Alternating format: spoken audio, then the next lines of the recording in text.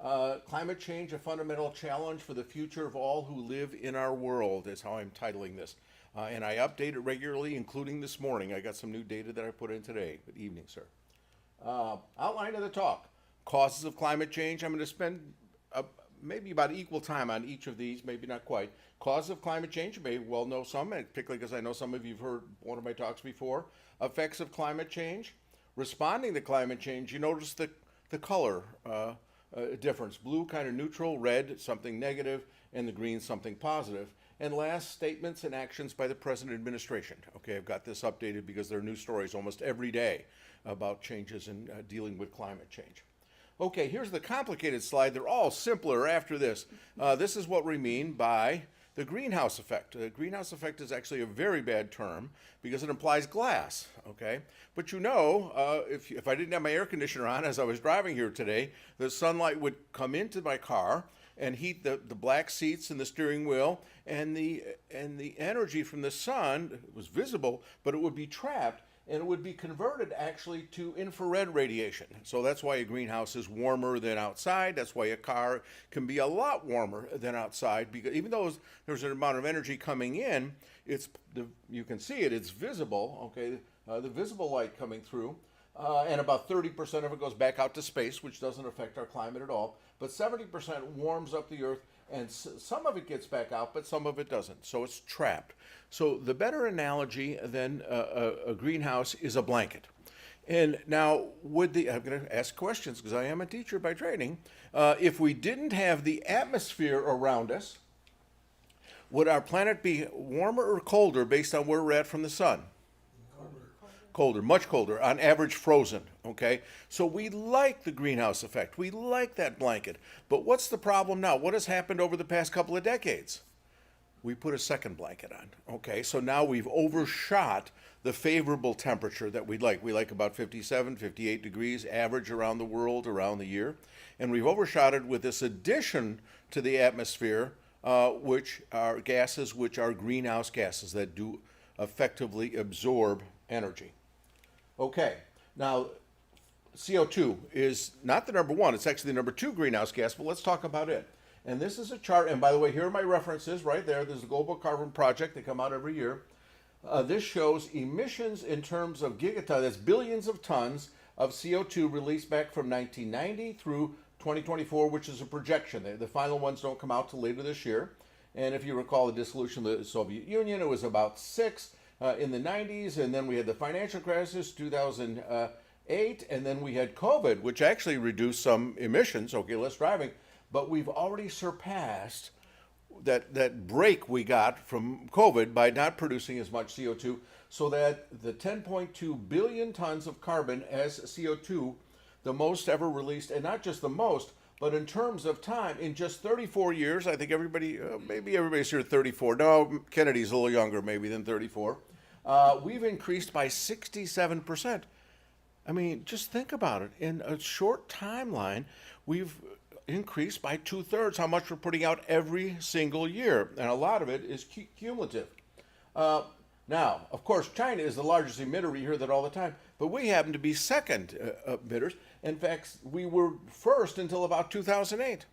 Now, are we the largest country in the world or the second largest country in the world? Not even close. So a better way to characterize the source of this CO2 is not total, but per person, per capita. Exactly. So where do you think the United States is in this? Well, first look at here. We got India, which is actually larger in population than the United States. We have European Union, which is larger. It's like 500 million people. Russia's relatively small, and Japan medium size. But if we do it per person, we get this chart. And we see, though the world average is this, China is here, Russia's here, they do a lot of oil and coal, okay? And this is 2023, that's the last year we have for all these countries. European Union, Japan, India, and there's the United States, okay? So we are by far the largest emitter per person. Now you might ask why Europe is so much less per person, because it's another modern country. Comparing it to China is not maybe a good comparison, or India, they're much more basic in their economy. Well, I've actually lived in Europe. We were talking about that earlier. How is Europe and the United States different such that the United States emissions per person is so much greater. It looks like it's over twice as much per person we have. Transportation, yes. Other things though. Nuclear. France has nuclear, but we have a decent amount of nuclear, about 20%. They don't have Wyoming. They don't have Montana. We have a lot of open spaces, and it's related to transportation, a lot of open spaces in which people to get around produce a lot of carbon dioxide, okay? But public transportation is critical. My wife and I took the train to Washington just a couple weeks ago. You can go through Toledo every day, and you get there in about 12 hours, because our grandkids are the other side of Washington, D.C., but we don't have that much, particularly trains. We decided to invest in and airplanes, which are really inefficient, okay? In France right now, if you are going to a place that is a flight that's less than 2 hours, they don't run the flight. You've got to go by car or by train, okay? Because the planes are just so inefficient in terms of kilometers for emissions per kilometer. So construction is also a big energy, so like concrete. Concrete is a really big one. They take a calcium compound with CO3 carbonate, and they drive off the CO2, and it takes heat to do that. They burn stuff, including tires and other things. Yes, cement is I don't know the percentage, but it's a significant percentage. Yes. By the way, the largest greenhouse gas is not CO2, but methane's number 3 actually. Water is the largest. H2O. H2O because there's so much moisture in the air, but it hasn't changed that much. It's increased a little bit, but the CO2, I'm going to show you the amount of CO2 in the air. I showed you how much we put out, and since we put more in the air, the concentration will go up, and I'll show you that figure in a minute. But the point is that we should be paying attention to the United States. People talk about, well, China, and in fact, in the political campaign, one of the losers on one of the sides talked about, well, India, we got to tell India to cut back. India is a low emitter, even total or per person. China, and I'm going to talk about China, what China does, okay, because I hear about China all the time. Okay, here it is. Here are the emitters per person. The United States, we are number 1 and have been for a very long time, okay? You'll notice, though, that there's some significant improvements. We have gotten things more efficient. There are things, our TVs are more efficient, and our cars are more efficient. And my first car probably only got 10 miles per gallon in the 60s. So we have gotten better. Russia, this big dip, it wasn't a real big dip. This was the breakup of the Soviet Union, okay? So it was Soviet Union before that, and then it was Russia. So that's why it looks like a big dip. And India is coming up, but still, it's got as many more people in any place in the world. And China is down here. So we really have to think about it. In fact, if we go historically, since the Industrial Revolution, the United States, we are the largest emitter of CO2 over time. In fact, even though we're less than 5% of the population of the world, if you go outside and you grab a sample of air, 1 out of every 4 CO2 molecules any place on the earth came from the United States.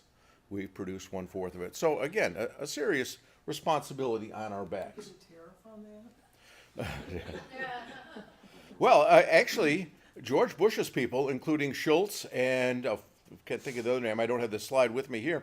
They proposed a carbon tax, and a carbon tax I think it makes a lot of sense. And everybody would pay a carbon tax, but you'd get on everything you use that is energy. But you'd get a rebate each year, and you could actually make money if you use less when you use choices. I mean, that's how we tax cigarettes, we tax alcohol, right? This is the way we control social behavior, and we could do it and this was a Republican position of George Bush and George Shultz and some of the other people in that administration. It didn't go anywhere. Other countries are moving in that direction. I can't say if any of them are official. The price of gas in Europe Yes, so I was in Europe 2 years ago. Our 50th wedding anniversary spent in England and Europe. Price of gas $7 or $8 a gallon, the equivalent of that. Okay, and a lot of it's taxes because that's not just the price of oil, and we know oil's jumping around a lot this week due to other events. Okay, now so we showed how much went in and where it came from, but now what's the concentration? You pour a couple of quarts of water, and how high does it get? How old is the oldest person you know? Yeah, not just me, but I'll be 77 in August. 106. 106. Well, the oldest person that, and by the way, this is in carbon dioxide parts per million, and people think parts per million, that's so small. Wait a minute. If you're poisoned at 1 or 2 parts per million, you're dead, right? So the thing is to look at the change. And this is going back to George Washington's time. And how do we know what the CO2 level in the atmosphere was at George Washington? Did Ben Franklin make the measurements of CO2? No, he didn't know from CO2. Ice cores. We have ice cores going down literally the equivalent of 800,000 years. They bring them up, and just like a tree ring, they melt it. Okay? And the green is an annual average of the ice core. We have it going back, as I say, hundreds of thousands of years, but this is just to George Washington. It was a little below 280, and the green is an annual average, okay? And then the red is not from ice cores, it's actually from a mountaintop in Hawaii. This is the famous Keeling curve, okay? Dr. Keeling went to the top of this mountain and grabbed samples of air and accurately measured how much CO2. He has since died. His son has carried it on. And so these are very accurate measurements. And you see the two line up when we had some ice cores, because there's still ice out there. It was still Greenland. So the oldest person you know is 106. The oldest person I did know until recently was my mother, okay? My mother was born in 1922 near Chicago. She lived 96 of those years, by the way. When I was giving this talk, she was still alive. And so she'd be 102. Yeah, she wouldn't be 103 till later. When she was born outside Chicago, it was 302 parts per million, okay? When her favorite son was born, first, not only was I first, but I was born on her father's birthday, which was particularly special for her, okay? And you notice I'm wearing my Y shirt, just to go with the theme. It was 310 parts per million. So in one generation, she was married in 46, right after the war. I was born in 48. And the change per generation, so she was 48, she was 26 years old when I was born. In that generation, it was a change of 8 parts per million. Notable, not enormous, but notable. And next, of course, I'm going to show my son, our older son, UT graduate in environmental science, by the way, one of the very first from UT when they started in 2001. So this was 30 years. I was in grad school, took a little longer, okay? And 26 parts per million, went from 8 to 26. And of course, she was still alive at that time. And of course, who am I going to show next? His first child, my cute granddaughter. Oohs and ahs, appropriate. Oh, that's Emma Bell.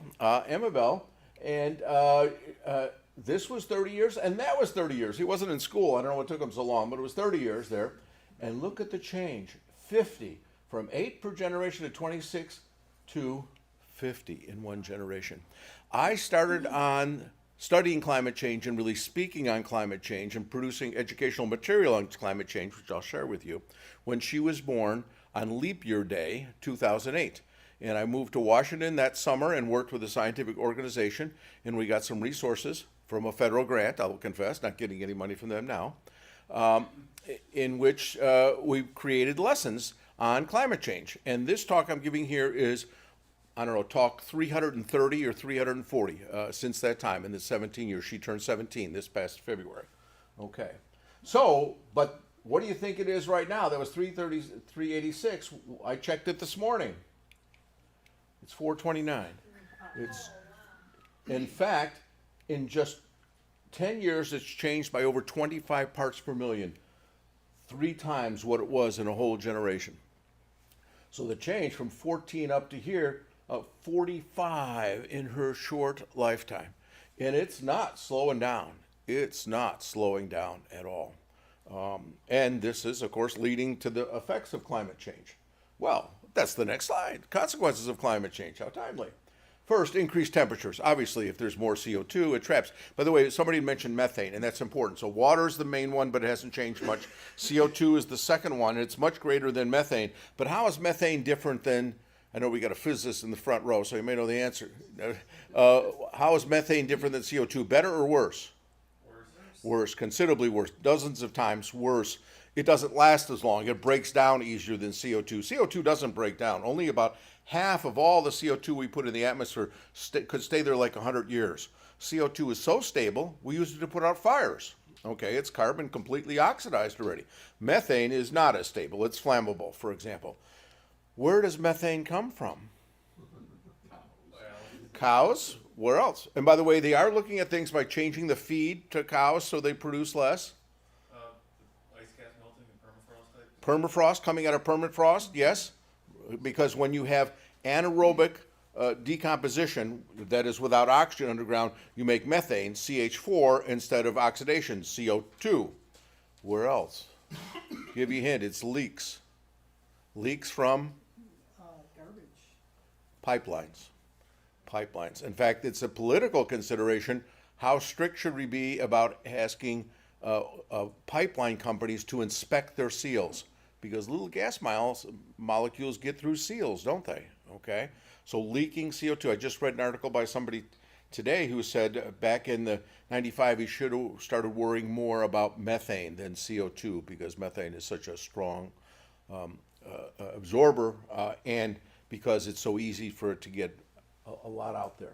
Increased temperature, large areas of drought. Why do we have drought with what happens to the earth when it gets warmer? Water evaporates, okay? But as it gets warmer, the atmosphere holds more moisture, okay? Did you know last fall, 2024, 87% of the United States was in drought conditions. It affects food, okay? And in fact, last fall was an article in the Blade that farmers in this area, in the Toledo area, were able to get federal subsidies because of the reduced productivity. Whether that would happen again, I don't know. We'll have drought again. The question is whether they get subsidies or not. But even in this area, which is so important for growing crops, would get a subsidy because reduced production because of less moisture in the soil.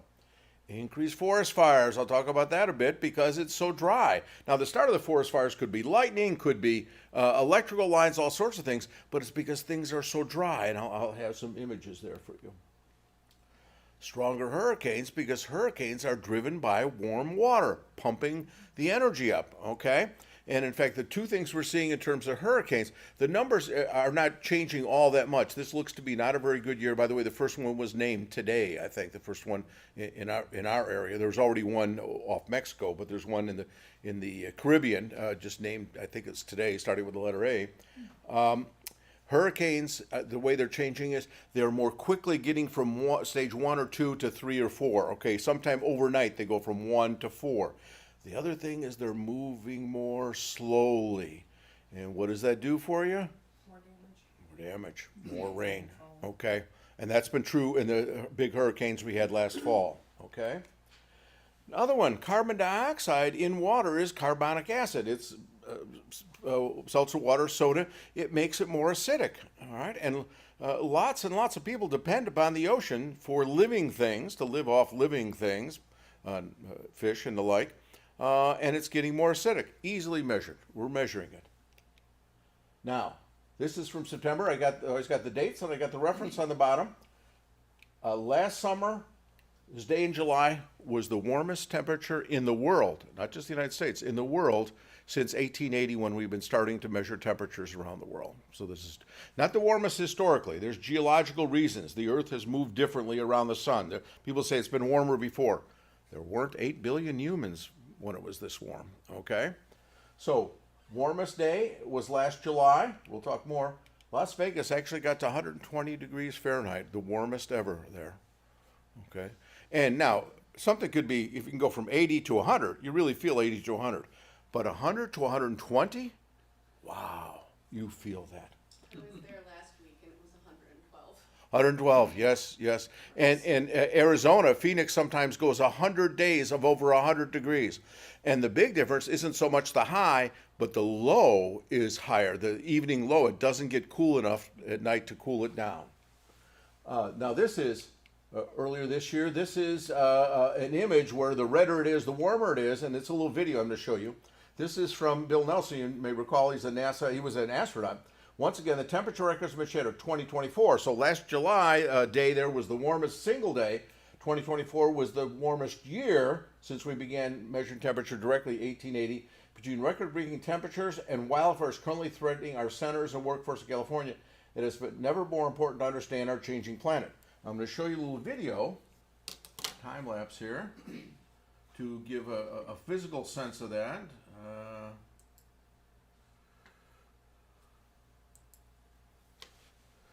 And this is, where are we at? That's when my grandparents were born, 1890 roughly. And these are compared to that location on those particular days, okay, and it's an annual average. Parents born, starting to get some hot spots. We tell students you can blame your parents for this since you blame them for everything else. Yeah, I presume. My birth, my birth, okay, and my siblings' birth, 40s and 50s. And then my children's birth, okay, 78 and 81.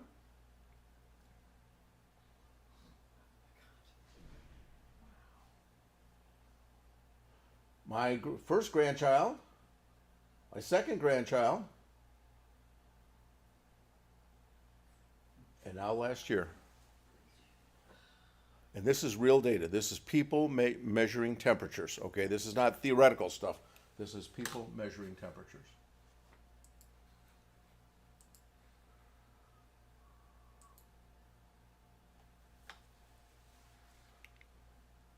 Okay, now, where are we at? At the stroke of midnight last December 31st, Earth finished up its hottest year in record history, scientists said on Friday. We've increased by 2.9 degrees, and as you can see, it's relatively recent. It comes up pretty markedly. You know, I started talking about this here at 2009, and look how much it's changed since that time. Now, people always say 3 degrees. Well, how much is that? Well, I liken it to a fever of a child. A child has a balance of about 98.6, 99 degrees, okay? The Earth has a balance, okay? If the child's temperature gets out of balance due to infections, you know, various other things, that's telling you something. And 3-degree temperature fever of a child, it's not the emergency room time, or we could ask your daughter who's a pediatrician, not really emergency room time. They'd probably laugh at you in the coffee shop, but we are, I'm gonna show you a future plan, but what I would say is my bumper sticker is pay attention. We're at the absolute necessity of paying attention. We cannot ignore it. The emission line's not going down, the concentration line's not going down, the temperature line's not going down. All three of them are going in the same direction, which makes logical sense. It's just physics, okay? And so we need to pay attention, and that's why I'm giving talks. All right, prediction for the future of the United States. This goes now to 2100, okay? And in 2100, it's predicted if we are slowly decreasing, if we're in the prudent line. We don't mean the monastic line here. We're just the prudent line we go over. We may be 7 degrees warmer in 2100. So that means yesterday when Toledo tied the record at 95, yesterday would be 102 degrees. So it's 3 degrees already, but we're on the way to about 7 degrees if we're prudent. If we're not prudent, we could be up here and see something like 10 or 12 or 15 degrees higher. Now, 2100 people say that's so far in the future. You know what? Emma Bell will be younger than my mother lived in the year 2100. Her and her other high school classmates, she's a junior, just finished her junior year of high school, many of them could be alive in 2100, okay? And that's the temperature they could be dealing with because, see, the key point is it's not slowing down. Will we reduce our emissions? Will we get to the prudent line and only have it a 7-degree increase? And of course, Arizona may be 110 instead of 103. Okay, Hurricane Helene came through, one of the big ones, 140 mile per hour winds. Record-breaking storm surges. Just total destruction in some areas. Oops. Poor father trying to get his car. I'm trying not to do too much climate change porn here, but I think it's worth showing a couple pictures to look at this. Look, have you heard of Pacific Palisades? There it was. Here it is now. And just hours to destroy. Okay, it became more famous because some famous people had their homes there, but still, it's, you know, these are gone. Nobody's living there anymore. Okay. Now, news from April of this year. 84% of the world's coral reefs hit by worst bleaching event on record. Most intense event ever. It was the 4th time there's been a big global bleaching since '98. The previous high was 14 to 17, but re-broke that record too. Okay, and again, not just coral, but fish and other things. Now this is from 2023 because it only comes out a few. Yes, huh? What causes the bleaching? Acid. Acid. It's because of the CO2. You know, some people, I've given a talk at Terra about people want to do geoengineering, like put balloons in the atmosphere or put dust particles in the atmosphere. I have a whole talk on that. It's a kind of depressing one. But if you're still putting the CO2 in the air, you're making it more acidic. So you put more CO2 in your soda, it gets more acidic. CO2 is acidic. And that's what it's from, the increased I acid. didn't put it together. Thank you. Yes, yes. Well, that's why we're talking about it. Yeah. So this only comes out every few years, and this came out in November 2023, and this looks at how much this costs us. $450 per person per year due to climate disasters. Now, how is it? Is you opening your wallet up to write somebody a check for $450? Where's this money going to? Insurance companies. And there are insurance companies who are doing less insurance in California, less insurance in Florida, and it makes sense. I mean, that's capitalism. But where else, which may change by the end of this year? Taxes. What's that? Taxes? Taxes because they pay for FEMA. FEMA. Oh, FEMA. The dying days of FEMA. It'll be gone by the end of the year. Tell the people Goods would get more expensive, areas that we so exactly. You're paying more for things. Yeah, all of that. But FEMA is scheduled to end in December, and the states are supposed to take it over. Tell that to our governor, okay? Tell it to our legislature, okay? The people in North Carolina, that hurricane went further away from the ocean than really people expected. They went, how many days was it? I think it was 30 days without water. Without water. They had to truck in all the water. Might have even been longer than that. It was a very long time. Yeah, and they were, because weren't expecting it, okay? But it's costing us this money through taxes, through insurance, and other things. I mean, my homeowner's insurance went up pretty significantly this year. I just got the bill the other day from $900 to $1,200, okay? And I haven't had any claims on my insurance. Solutions to climate change. Let's go some positive things. Mitigation, reducing the cause, okay? Produce more energy with little or no CO2. How can we do that? Renewable energy. We'll talk about that for a couple of minutes. And nuclear energy. And nuclear can be controversial, but it doesn't generate CO2. It uses uranium oxide, and it doesn't get out in the atmosphere, okay? So that's mitigation. And just use less fossil fuels by conserving, and I'll talk a bit about that, using less energy and increase efficiency, and changing practices of driving, eating, and houses. First, renewable energy, essentially unlimited, okay? I went by the windmills as I was coming out here. No one pays for a fuel to move those windmills. God does, if you want to say, okay, not being disrespectful. I mean, wind is caused by changing temperatures, and it turns the windmills, and the power is free. That takes some money to build a windmill, of course, but I saw a picture of a totally full oil well field, like from Texas in the 30s or so, and it says, oh yeah, those windmills are pretty ugly, aren't they? You get all this. I didn't have a source, so I couldn't redo it on Facebook. Wind power and solar power. Let's talk about both. There are others. Geothermal is a really good one too, but we're doing this kind of briefly. Windmills. Did you know in 2023, over 1/5 of all of electricity is produced by renewable energy? Okay? So it's not just a small thing anymore. And half that amount was coming from turbines. But do you know, in our state of Ohio, your county commissioners, in essence, can veto putting a windmill or solar panels up, but not oil wells. You can put an oil well up, but you can't put that. Now, I'm surprised at a political party that's considered conservative telling people about their land and how they can't use it. There was an article in the Blade some months ago. It was a woman, she might have been a widow at this point, and she had, like 1,000 acres or so, and the family was still farming it, but it was a little hard to break even. So a chunk of it she was going to put solar panels on because you got to check every single month. Texas, by the way, is the biggest wind power electricity producer. It's a big state, of course, but those ranchers, they like that check every month. Okay, they've got to talking to people. I saw a little video about them talking at the coffee shop. Yeah, I got to check every month from this, and it's just down the middle of my land. What would I care about that? But in Ohio, in fact, 33 of our 88 counties do not even allow you to put in a permit to put in solar or wind. I mean, that says a lot politically. What reason did they give? Ugly. They're ugly. Yeah. They don't like. Smog is so attractive. They also claim it'll cut down on the amount of farmland. Exactly. That was the next thing I was going to say. Less farmland. Well, this woman was still keeping a lot on farmland, and there's a lot of areas where farming isn't very practical. They've also. Data centers? What's that? They're bringing in data centers? And they're bringing in data centers. And Yeah, that's right. not ugly, but Yeah. Walmart's. Well, that's the other thing you can ask them about. What about big box? We won't say a particular company, but big box parking lots.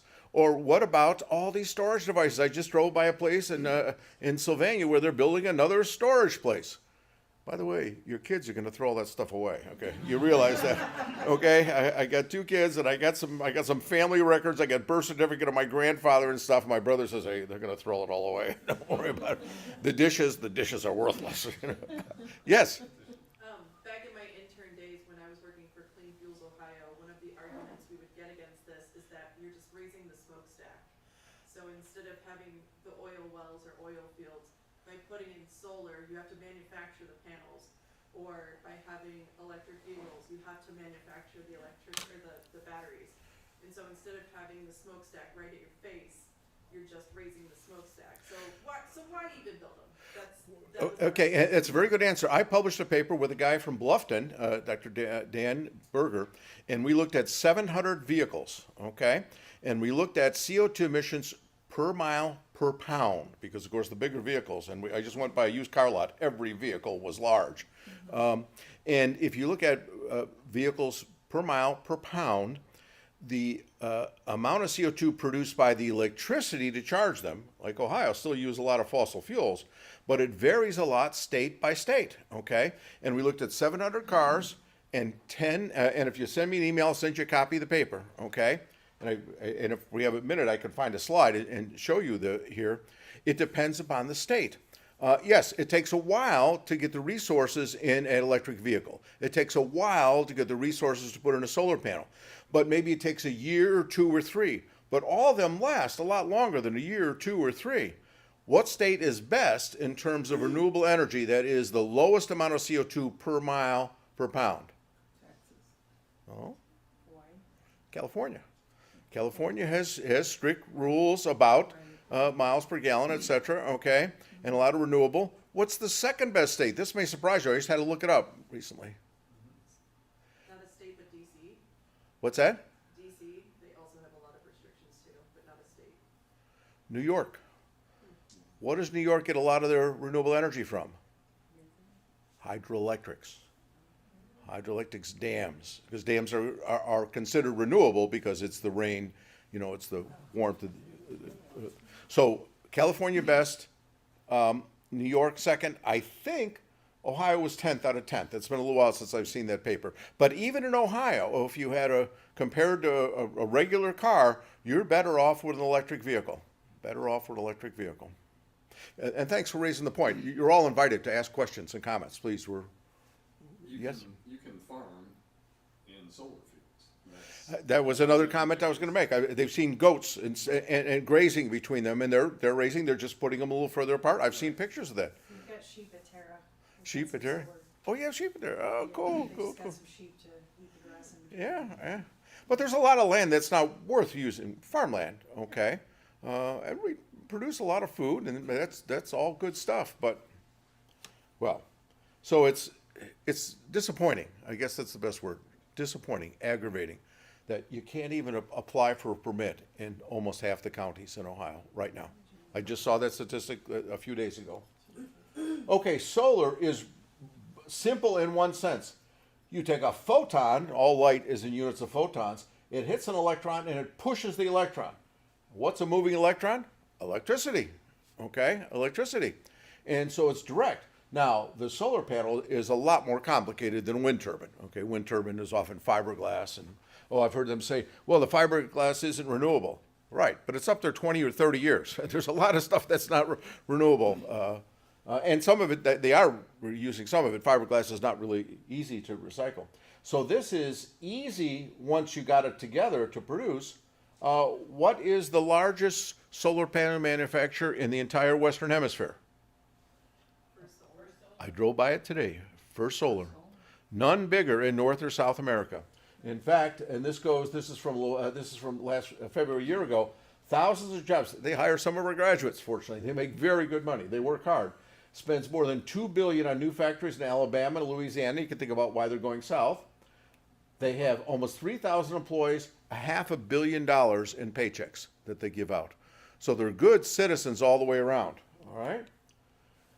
Their impact could grow by 2026. Just next year, they may go from 6 gigawatts of capacity to 14 gigawatts capacity. But what the heck is a gigawatt? 14 gigawatts, 10 million homes. A year, they can produce enough solar panels for all the homes in Ohio, for example, more than that. For the electricity, yes, yes. Now, do you know there are places, I don't think I have a slide of it here. There's a place out in suburban Toledo southeast in which Becker Homes built homes with solar panels and geothermal, in which they circulate like an antifreeze in the ground, and then they bring it up, and the ground's about 50 degrees Fahrenheit at all times, and if it's 90 degrees, they circulate and cool it down. If it's 20 degrees outside, they warm it up to 50, and then they use the solar panel. I toured the house. We took the University Toledo students, sustainable students, visiting the houses. I asked the guy about maintenance. He says he has a long stick with a feather on it to knock the snow off the solar panel. And they're typically up there for decades. And solar panels, they are easier to recycle than the fiberglass is in the wind. So it's a market, okay, to recycle. Okay, nuclear power, okay, Bill Gates. Now, I don't know why some people hate Bill Gates. I mean, well, I guess there are reasons. Some people work for Bill Gates, right? But he is spending billions on healthcare in the third world, okay? So to me, that's a redeeming thing, and he plans now to spend it even faster to be broke in 20 years, his foundation to do it. And he's investing in things like small nuclear. $4 billion Natrium, it's out west someplace, I forget the state, to meet global demand of climate change and growing demand for electricity. Design uses less water, less nuclear fuel, according to TerraPower, that's the company. Google has ordered, not from him, I don't think he would, 6 units, many places now, and I give a talk about nuclear, by the way.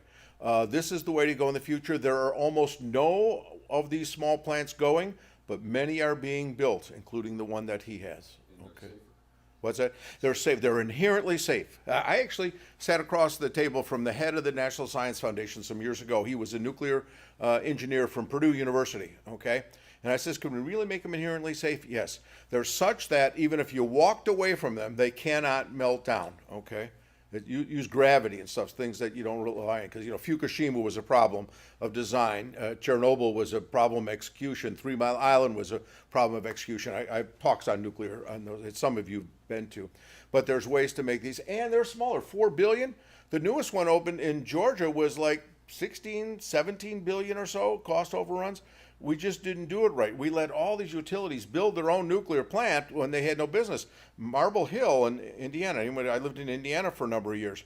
They spent $1 billion on it, and they walked away from it because they couldn't build it safely. In South Carolina, BC Summer. The one in South Carolina was like $9 billion. They covered it up. Yeah, it was partly graft. Partly, I got a slide about that. Yes. So, you said it's less fuel waste, but they still have to deal with the fuel waste. So they'll have to deal with the fuel waste, And yeah. they're not dealing with the fuel waste. Well, actually, there was a court case again just a few days ago. My eyes glaze over how many articles I had to read. That a judge is nudging them to consider to end the stoppage of at least some of the storage facilities. It was supposed to be in Nevada, okay, and then the senator of Nevada was very powerful, and so they didn't put it in Nevada. He's now dead, so we don't have to worry about that. But we in the United States, we have no high-level nuclear waste site, none.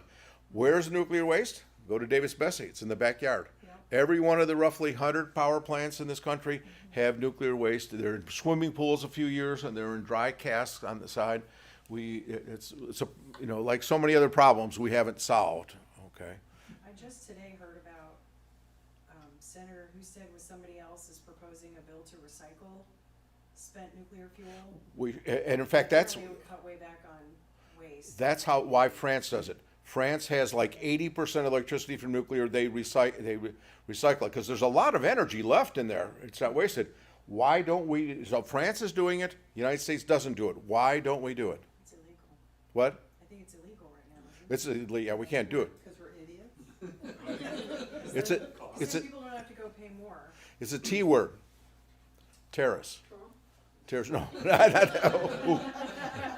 T word. No, terrace. Because you're concentrating plutonium. You're making more dangerous material. And that's why we have decided it's government policy. I think it's true in other countries too. But France is one that does recycle. Phoenix and Super Phoenix is what they call. But yeah, there's a lot of energy left. That's why they got to put it in a swimming pool, to let it cool down. Yeah. Okay. Excellent and easy solutions. Home insulation. So when I came to Toledo 37 years ago, like next month, asked where I should get a home. I was going to work at the University of Toledo. It was my third school, so I was in the middle of I was 40 years old, in fact. And they said, go to Perrysburg or Sylvania, good school system. So we looked in Sylvania, found a home there, found a very efficient home. It was electric, actually, which we were able to convert to gas. And kids went to Sylvania schools, very happy. You saw the one son, and he was UT student. The other son went to Purdue, in fact, in computer science. So that home, my gas bills in the winter were about $130 a month. Okay, it was a pretty good size home. Okay, 2 levels. And then 23 years ago, once the kids were all gone, although one did boomerang back, not this one here, but one boomerang. Kennedy, you know about boomeranging, back in the house? No, she didn't know. No, Mama's shaking her head. No, boomerang back for a while. He's now got his own house and married, and he's doing fine. But anyway, so once the kids were gone, and my father-in-law, who had lived with us till the end of his life, he had passed away. So it was just my wife and I. We bought our house. You know where Costco is in Toledo? We literally live right behind it. And I've been able to walk to my office from there, okay? And when we bought this house, it's a nice brick house. Good, so one level. We did it one level because we're getting older, of course. And my first year gas bills were $400. Now, why? Same size house in Sylvania was at $130, and in Toledo it was $400. It's an I word. Insulation. They drilled in the wall, and I won't say there's nothing in there. There was air in there, but no insulation, zero insulation, only like 2 inches of insulation at the top. And the gas company will, for $50, they'll send somebody out and they'll put a frame on the door and they'll check all the stuff. And they said, you need to spend several $1,000s to fix this. Spent like $4,000. It's been 17 years, and my gas bills got down to about $130. Okay, insulation makes a tremendous difference. They blew in. They did 200 holes, and they patched them of cellulose. Foam is a possibility too. Pros and cons. Okay, but we did cellulose, and they put a lot of insulation up there. We have a crawl space. There's some insulation down there. So things like insulation, which that's 17 years ago, clearly it paid for itself, and it's a solid brick home. It's going to be there long after I'm gone, right? So insulation is worth it. All right, you're smiling. You have something to add? So my father had a doctorate in environmental engineering. Wow, from where? What school did you go to? Well, he got his doctorate from UC Cal Davis. Oh, very good He went place. to Tufts for undergraduate. He designed and built our house in South Dakota, Uh-huh. the one that I grew up in. Uh-huh. He designed it and built it with a passive heating system. So we had a greenhouse attached with a fan system that took the trapped hot air and pulled it into the basement. And used it. And then the house was like S-shaped, Uh-huh. like with half walls, so that it traveled Sure. all the way up to the second floor from the basement. Yeah, it was very cool. Did you have your roof angle such that the sun could come in the winter time, the Yeah, low it was sun, like and then this, and, like that. And in South and then Dakota block. in the plains, it's very sunny all year, even in the wintertime. And so he did that, and then tons and tons and tons of insulation, because in South Dakota, it's sunny, but we could get to like 70 degrees below zero with wind chill. And we had no HVAC system. A lot of good wind up there. The Native American places are capitalizing on wind up in the Dakotas. Yeah. So there's things we can do. I mean, it cost me $4,000, but hey, that's what a home equity loan's for, It pays for itself. Okay, next, auto use. So my wife and I have owned 5 houses, okay? The one in Sylvania and the one where I'm living now, and then one in southern Indiana and one in Urbana where I did my postdoc, and then one in Pennsylvania. 4 of the 5, I could get to my office on foot or on bicycle. The Sylvania one, I was on the bicycle path, and in nice weather, I'd ride my bicycle in. And my present one's only a mile, and one I was on the edge of campus. One place there wasn't housing. The university was out in the country, so housing wasn't practical. So what I tell particularly younger generation, think about where you want to live. You know, where do you go frequently? How long is your commute? She's giving you a funny look back there. I see that. Is that a discussion you're having now? We're always looking for a house that's in a better location, but the current market and the way the housing market has been for a while, and probably will be for a long time, it's just. It's complicated. Yeah, I just looked at my house in Zillow. It went up 7% in the past month or so. But Toledo, in this area, in the Midwest, is a good deal here. It is a good deal. Comparatively, Yes, compared to other places. I have siblings around the country, and wow, their houses cost twice as much as my house, even though it's about the same size. So think about where you're going to live. And then other things, think about, you know, don't shop for groceries as much. I mean, where I live now, I can go to Fresh Market, I can go to Costco. It's literally on the next block. I can go to Starbucks. I don't generally go to Sips because it's privately owned. I can have a beer in like 10 places, walking distance from my house. And I've talked to my wife, where are we going to go after this when we're no longer able to keep up a house?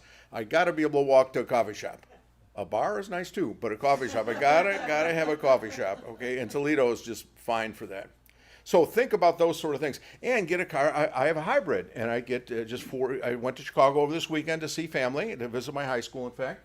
42.9 miles per gallon I get, okay? Now, partly related to this is I drive at the speed limit, maybe even a little over the speed limit. Hey, why do I want to get there 15 minutes earlier, 20 minutes? What am I going to do? Have another beer, right? And by the way, it's safer. You know, I think since COVID, people are driving faster. You know, they were used to empty. So I live just 8 houses from Secor, if you know where that is, and 1 street from Central. They're just flying down that street, and I have to cross that to get to the Sips coffee shop. You know, lower speed limit. Okay, change your eating habits. Let's look at that. This is a chart of CO2 per pounds of CO2 per pound to your table. It's actually kilograms. It doesn't matter. Lamb and beef. We had talked about beef generating the methane from the front end. It's the way their stomach works. They produce beef. And people are coming up with solutions. Seaweed, give them a couple percent seaweed and they reduce the amount. Change the cattle in some way so they don't produce as much methane. We can do this stuff. Of course, by the way, we need grants to discover this stuff to help us out as a country. All right? Now, I'm not vegetarian, okay? I have some vegetarian meals, but look at turkey and chicken down here. Chicken's like pork, by the way, is 1/2. So my Danish grandfather came over, and I've been to the farm where he grew up. It's a pig farm, hundreds and hundreds of pigs. Pork is half the emissions of beef, maybe not as good for your heart, but chicken's down here at 1/4, okay? What's up with lamb?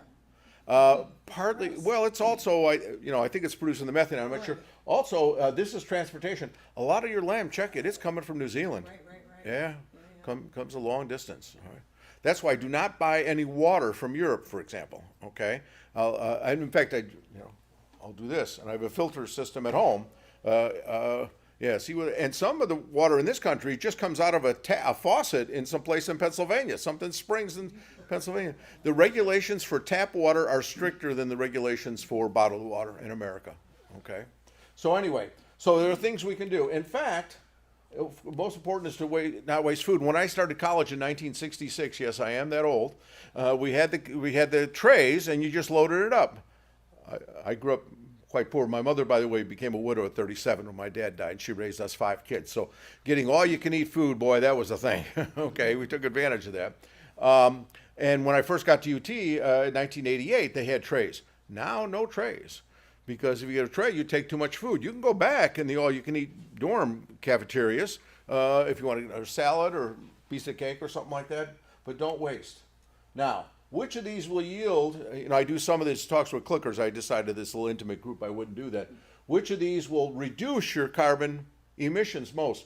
Driving 10% less, eating 10% less, or reduce your meat from high to low? Yeah. A lot more. Wow. Meat. And that's something you can do tomorrow. Something you can do tomorrow. You don't have to spend anything on insulation. It's probably better for your heart to eat less meat too. Okay? How much do you have to reduce it by?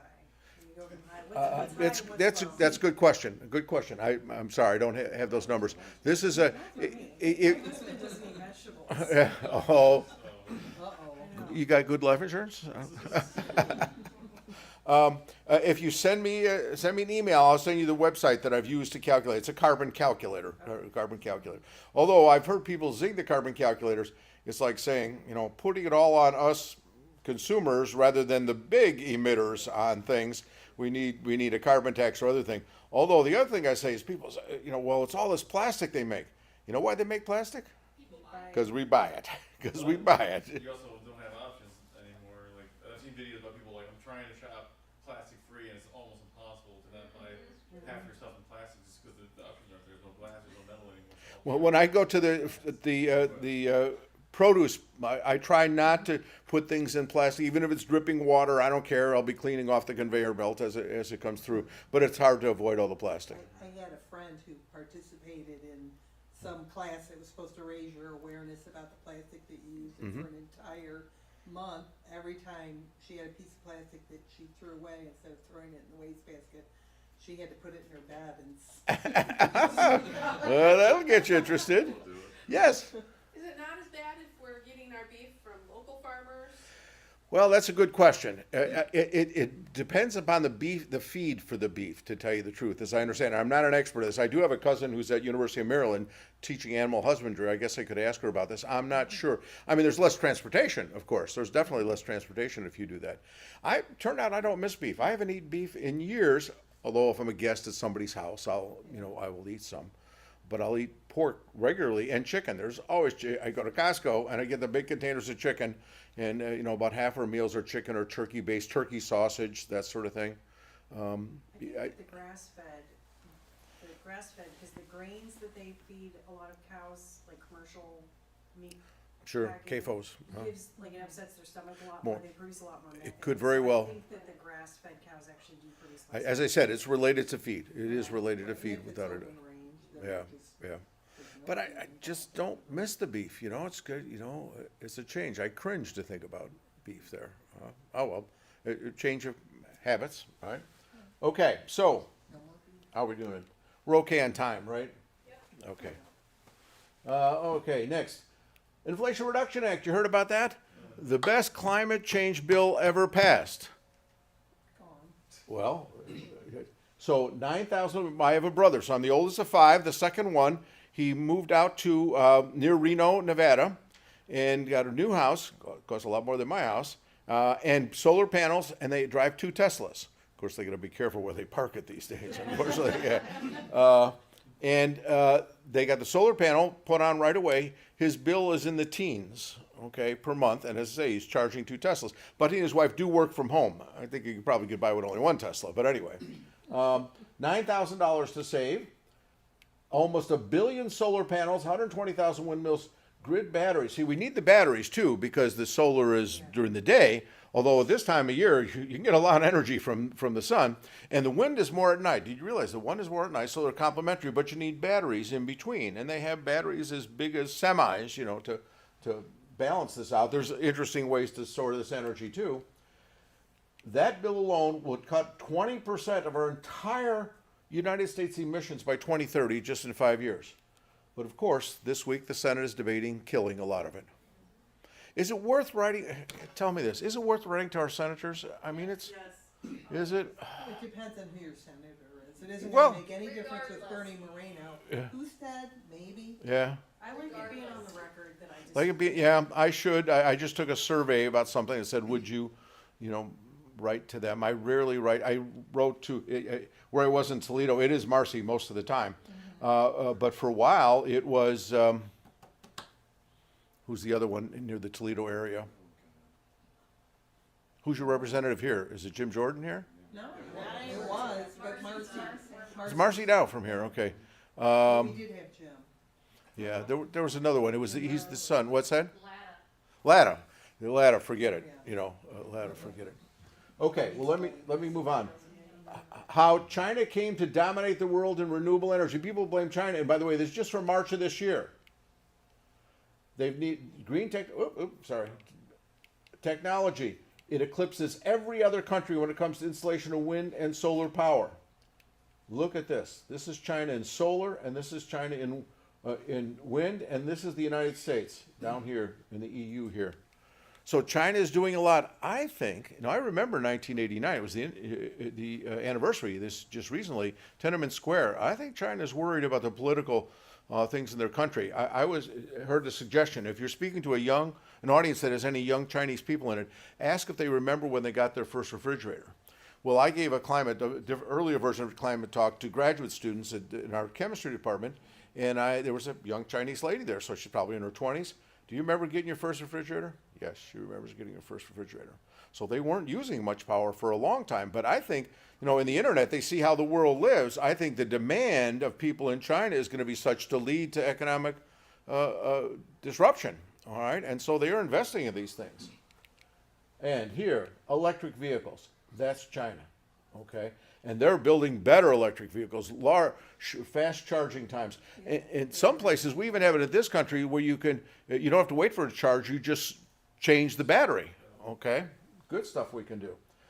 In 2020, over 1 million batteries. Last year, 40% of all cars sold in the world's largest auto market were electric. They're eating our lunch on these things. They're developing stuff, and we not only are not driving we're putting tying our arms behind. Okay, these are all recent since January 20th. Got us out of the Paris Accord on the first day of the administration. By the way, the year I was in Washington was 2008, 2009. I say right after my granddaughter was born and worked on this.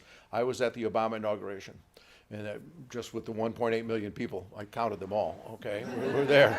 I knew they were all there. And in fact, his science advisor was a guy named John Holdren from Woods Hole.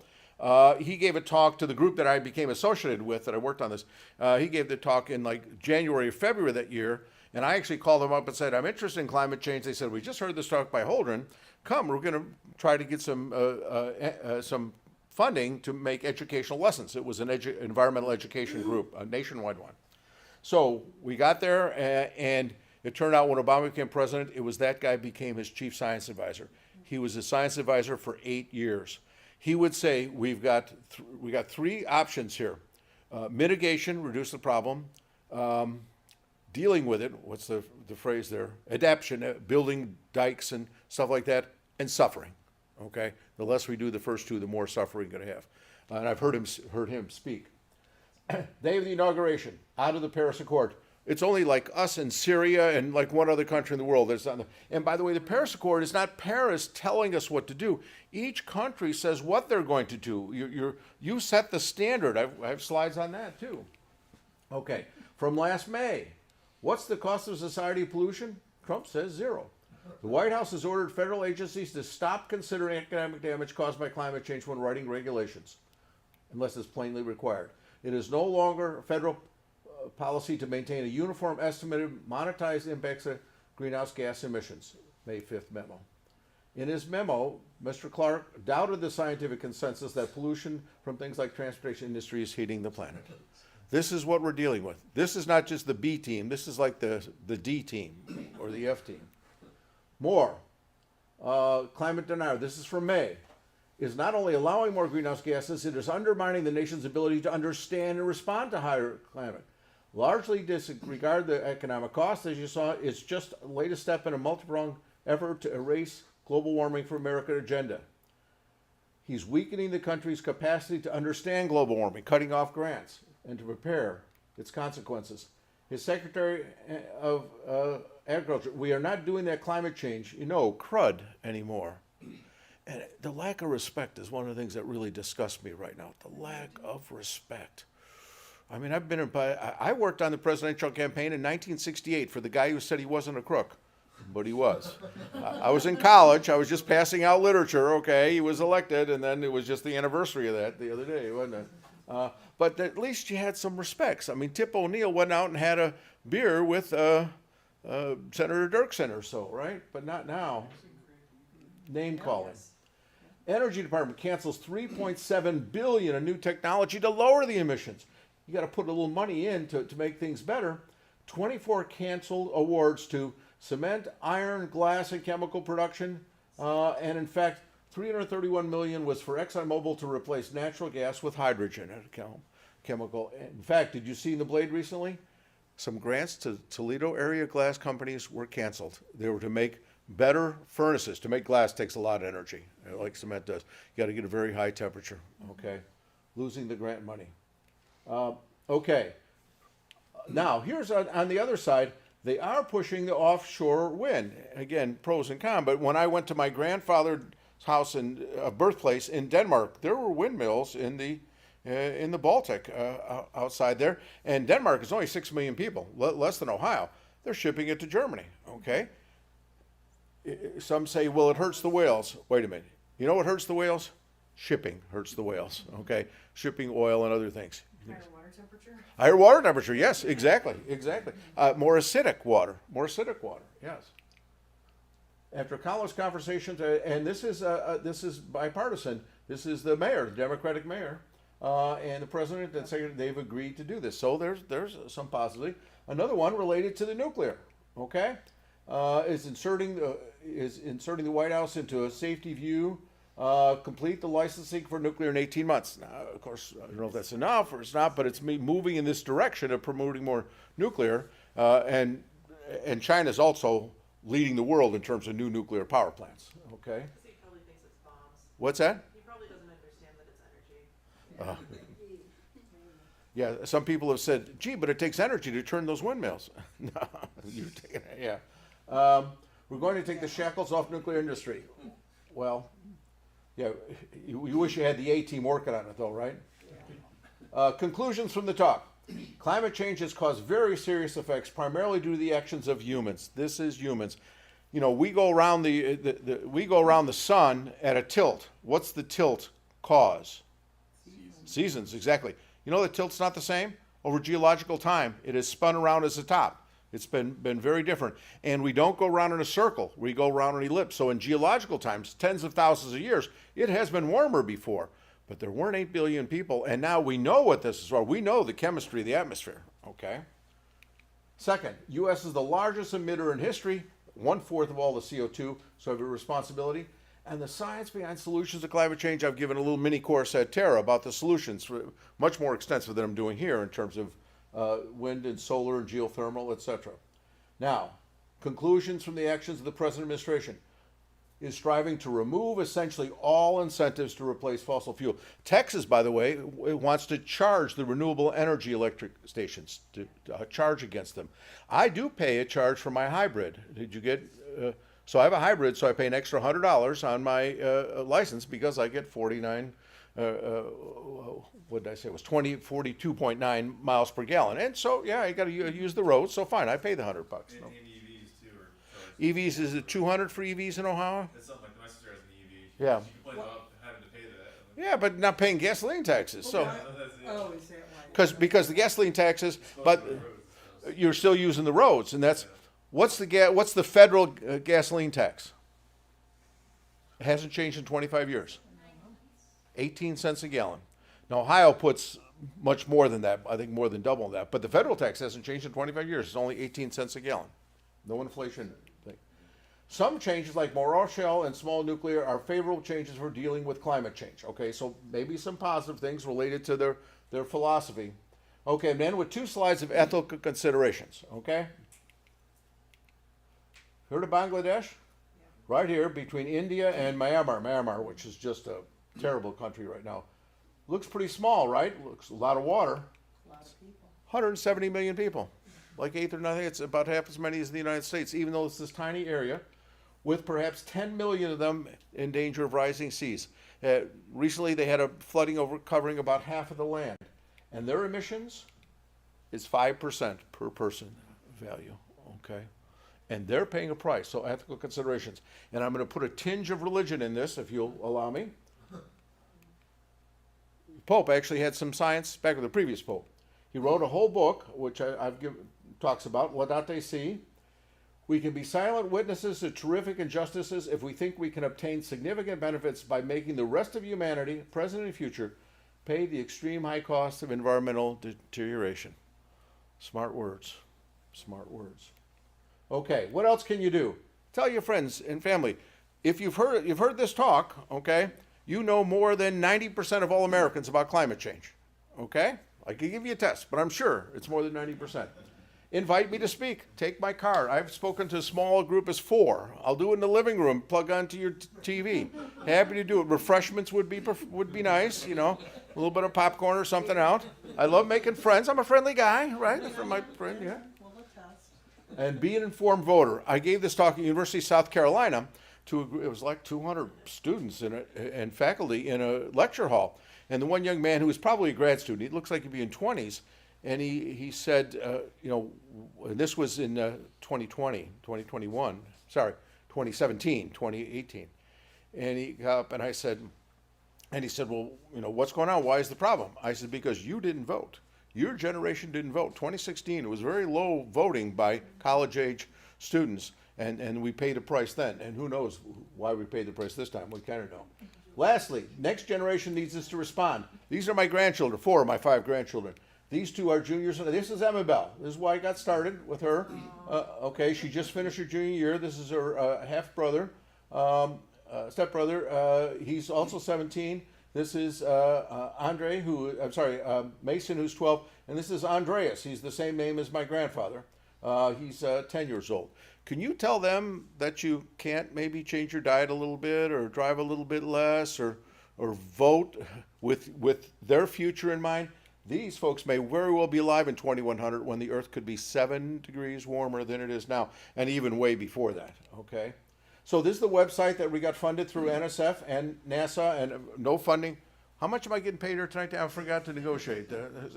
Oh, she's starting around at Terra, it's for my 2 hours. They paid $25 per hour. So if I do 4 hours of classes, you get $100. Thank you.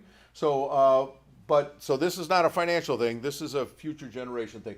There are 300 lessons in here. They haven't been updated because we haven't had funding for a long time, and that's where we get the funding. You've been a great group. Thank you very much. Yeah, get the crowd clapping. Get the crowd clapping. Okay, comments, questions, anything? Yes, So Tanner? I mean, my sense is like we've just basically stopped talking about climate change. I mean, it's not in the paper, you know, other things have taken over. Well, the ones I've given you, they've all been in the paper. Yeah, Fair yeah. enough. But is it like, what's going on in the rest of the world? I mean, They're dealing with it. Yeah, they're dealing with it because obviously China. China, in terms of alternate energy, for sure, including nuclear, but other countries too. Because, by the way, you save money. You save money when you do the prudent things. It takes an investment, but we invested nuclear power years ago, and it's paid off in terms of producing electricity. But just like the insulation of my house, I spent $4,000, but I've saved probably many times that already. So, but the rest of the world is still particularly transportation. Somebody mentioned transportation. You'd mentioned Vienna. We went to Germany for a semester to do some teaching, professor exchange, and we took the train from northern Germany down to Vienna. In one day. Yep. Okay, you're down there. All these things. And 2 years ago we went there. And of course, we did a flight to Europe. 6 times we've actually flown to Europe, and that's really inefficient. Went to London, and then we took the Channel train to Brussels, and then we took the train from Paris over to Switzerland, and then took a Rhine River cruise. I give a talk about that too. The train was going 196 miles per hour, and in Japan you can go higher than that. Yes, you were going to say something in the back. Yes.